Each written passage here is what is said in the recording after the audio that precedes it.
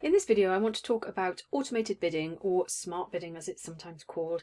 Now, what I'm going to talk about in this particular tutorial is specifically relating to Google Shopping, because there are some slight differences with the automated bidding that you might want to use when it comes to shopping versus, say, search or display or YouTube, for example. So I'm going to be talking about the different types of automated bidding that we have available to us in standard shopping campaigns. I'll talk a little bit about why we'd want to use automated bidding, and then discuss when we should use automated bidding. Also, and then I will walk you through a step-by-step guide on how to actually set up your automated bidding. And then finally, we'll be looking at a new option that's available to us, and those are experiments in Google Shopping campaigns. So let's get stuck in. So when it comes to Google Shopping campaigns, we have basically two types of bid strategies available to us. We have partially automated and fully automated. So partially automated bid strategy is our enhanced CPC. So what this is we still control our bids manually in as much as we set a maximum CPC bid on our product groups. But when we select the enhanced CPC option, what that does is it allows Google at the time of the auction to adjust our bid up or down, depending on whether they believe a conversion is likely from the person that's about to click our ad. So it used to be that it would only increase it by a certain percentage, but now there's no limit to how much it can adjust your bid. So if Google believes that from all the signals it receives that person's likely to convert, they will increase the bid to increase the chance of you getting a conversion from that click. So there are two options with enhanced CPC. You can optimize for conversions or for conversion value. So being e-commerce and a shopping campaign, I always choose the option to optimize for conversion value, because that's what we're aiming for, is to maximize our return on ad spend. And so by focusing on conversion value, that's what our aim is. Optimizing for conversions, they'll just get you as many conversions as possible for the budget, but you might not necessarily have high values on those conversions. But you have both options that you could potentially choose when you select enhanced CPC for your bidding strategy. The two fully automated bidding strategies we have available in Shopping Campaign are target ROAS, that's target return on ad spend, or maximize clicks. They both do what they say on the tin, starting with maximize clicks first. Maximize clicks, the goal of that bid strategy is to get as much traffic to your campaign as possible. So Google will optimize on people who are most likely to click on your ad rather than purchase from your website. Target return on ad spend, target ROAS, on the other hand, is looking for conversions, but it's also looking for return and profitability of those conversions. So it's looking for revenue and conversions in that combination. Personally, I never use maximize clicks on a shopping campaign. I know a lot of people do, particularly with brand new campaigns. A lot of people will use maximize clicks to sort of kickstart it and get a lot of traffic through to the website just to get things going. I don't do that. I start off usually manual bidding with a shopping campaign, and then we'll switch to target ROAS once I am confident that I think that will do a good job. So those are the options that we have available to us. And then, of course, why would we consider doing automated bidding? So a lot of these are obvious, in as much as looking at the last option there, it saves time. So you don't have to manually go in and adjust your bids on a weekly basis or however often you need to do it. But probably the biggest advantage really is that it's actual real-time bidding. So when your products are in a shopping campaign and somebody searches for your product, the automated bidding will decide what to bid on that product at that moment that somebody is searching. And so it's auction. It is an auction. That's what we're bidding in, an auction to show up in the best positions on the shopping results. And so the machine learning capabilities that Google has, obviously, you've got the full benefit of all that lovely machine learning I'm not going to call it artificial intelligence, it is machine learning. You have all that backing you up with your automated bid strategy at the very time that somebody is searching and at the very time that your product is eligible to show in an ad. And of course, where they have the advantage over us, the automated bidding strategies, is that Google has just millions of data points available to it at that auction time. So all these contextual signals that they have, they know what device the person's on, they know where they are, as in where they're physically located. If you have a brick and mortar store and you're doing local product ads, they know whether that person is within distance of your shop. They know what their location intent is. Are they looking for products in a certain area, for example? They can see your price competitiveness, so they can see how your price compares with everybody else selling the same product. They can see the audience information for that person, seasonality, what browser they're on, their operating system, the product attributes, and how those product attributes relate to the interests of that person, and their browsing history. There are so many pieces of information that Google has available, and in that instant that they are deciding on what bid, that we couldn't possibly, I mean, even if we had the information, we just couldn't comprehend it and couldn't do anything with it at that, in that point in that time anyway. So that is obviously a big advantage. And yes, you can, it is flexible in as much as you can set your targets for smart bidding. You're not just switching something on and letting it get on with it. You are giving it some parameters in which you want it to work based on what your business goals are. So you know how profitable your campaigns need to be in order to result in a profitable business at the end of the day. So there are lots of reasons to use automated bidding. So when should we kind of use that as opposed to manual bidding? Because I do still use manual bidding on a lot of campaigns. So for enhanced CPC, I tend to enable that on all campaigns right from the beginning. So, and that usually works really well. So when it comes to then wanting to switch from just using manual bidding with enhanced CPC to target return on ad spend,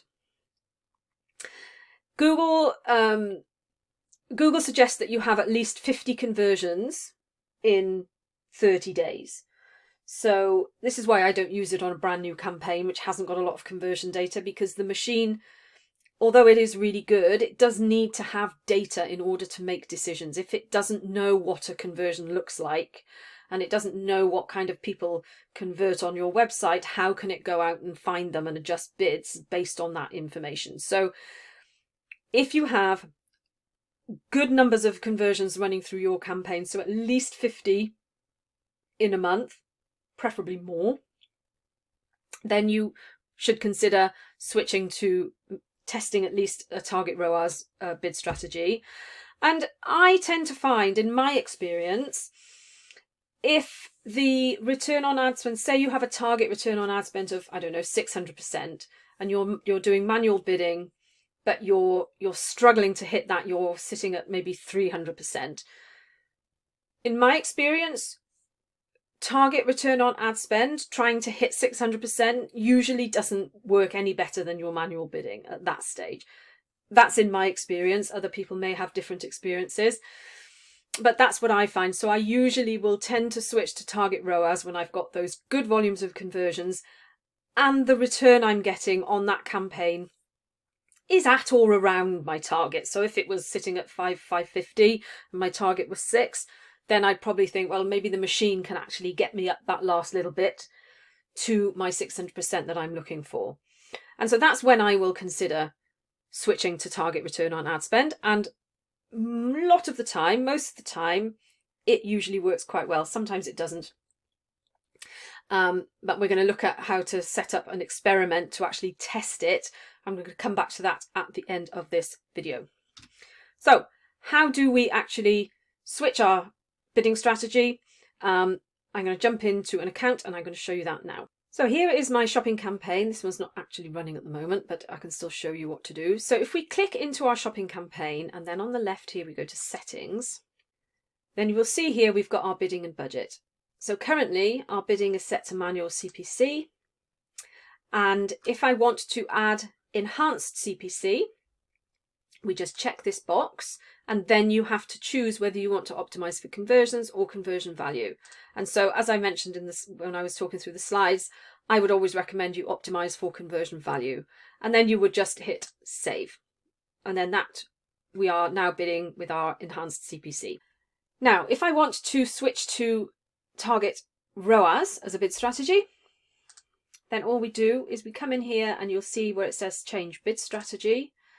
And then we will have the drop down box where we can actually select our target ROAS.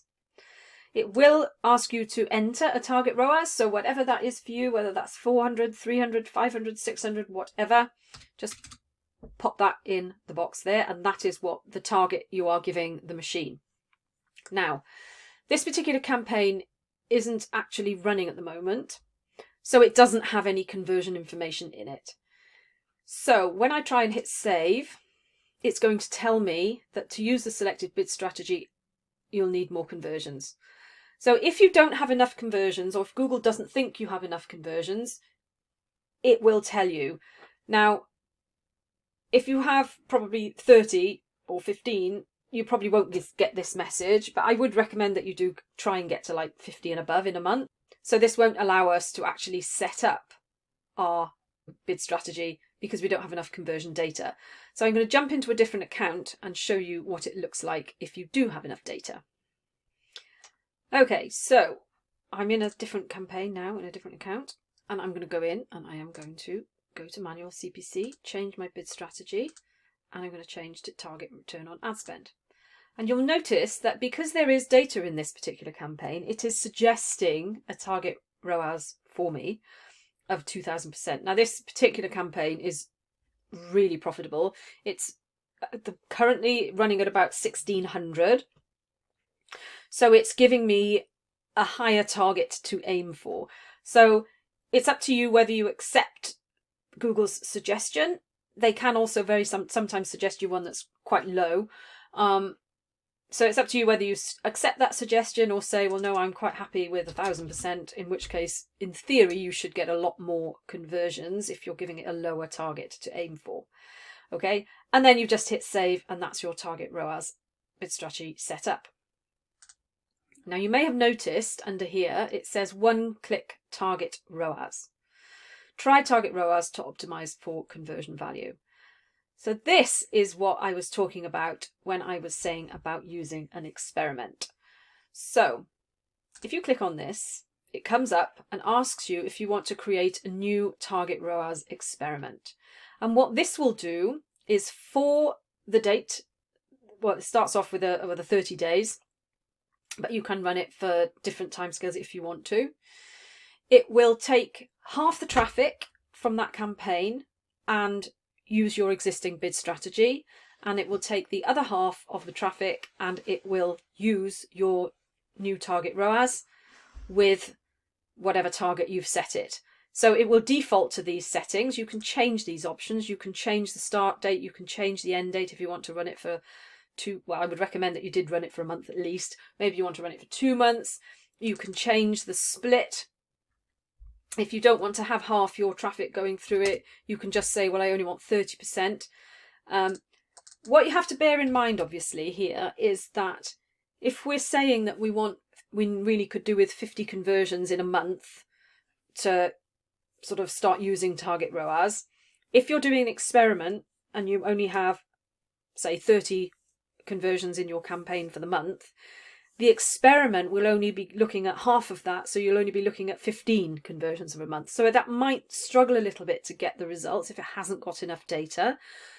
So if you are going to do an experiment, I would recommend that you do it on a higher volume campaign, so where you've got maybe 75 to 100 conversions a month, so that if you're splitting half of it to automated bidding, you've still got that kind of 35 to 50 conversions running through that experiment in order to test the the automated bid strategy. Again, you can set your target ROAS to whatever you want it to be, and then it will create an experiment from your campaign, and then you'll just hit create, and then that will run and test your smart bidding strategy. It's quite good if you don't want to risk, if your campaign's running really well and you don't want to swap and risk potentially messing up the results. You can use this as a way of minimizing the risk, I guess, to put it any other way, of swapping that bid strategy, because the half the campaign or whatever percentage you leave in the manual bidding will continue to get those results, while you just look and see, well, potentially can the target ROAS strategy actually generate that, a better ROAS than I'm already getting, and you're not jeopardizing the whole campaign just to have a try. So a few final comments on experiments in shopping campaigns. Do make sure you have enough conversions, as I've mentioned already, and they're not, unfortunately, you can't set up an experiment in a shopping campaign that's on a shared budget. So if you are using the advanced strategies with high, medium and low shopping campaign priorities with shared negative lists, unfortunately, you won't be able to set up experiments on those campaigns at the moment. Hopefully that's something that will come in the future, but not currently available at the moment. So that's everything I've got on smart bidding. If you've enjoyed this video, please give it a thumbs up and subscribe to the channel, and let me know in the comments whether you use smart bidding and whether it works for you. See you in the next video.